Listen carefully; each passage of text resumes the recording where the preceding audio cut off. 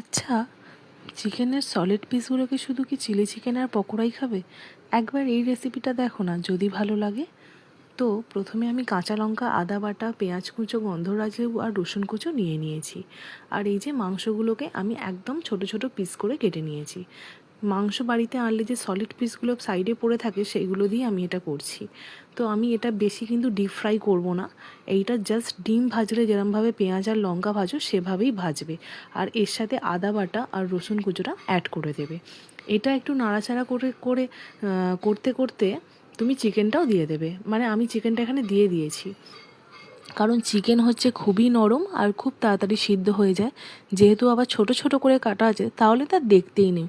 সব গৃহিণীরাই জানে কিন্তু ছোট ছোট করে চিকেনকে তেলে দিলেই সদ্য সদ্য কিন্তু একদম ভাজা হয়ে যায়, আর সেটা খেতে খুবই টেস্টি।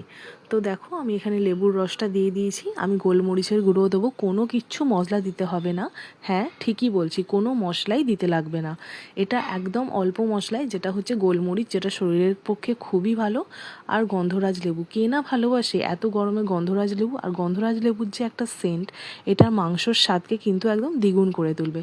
গরম রুটির সাথে জাস্ট জমে যাবে। একবার ট্রাই তো করে দেখো, কারণ এটা করতে বেশি সময় লাগবে না। আর এই জিনিসগুলো করতে যে জিনিসগুলো লাগে আমাদের সবার বাড়িতে থাকে, নিশ্চয়ই তোমাদের বাড়িতেও থাকে এইসব জিনিসগুলো। কারণ পেঁয়াজ, কাঁচা লঙ্কা, আদা, রসুন কোন বাড়িতে না থাকে। তো যাই হোক, থ্যাংক ইউ আমার পুরো ভিডিওটা দেখার জন্য।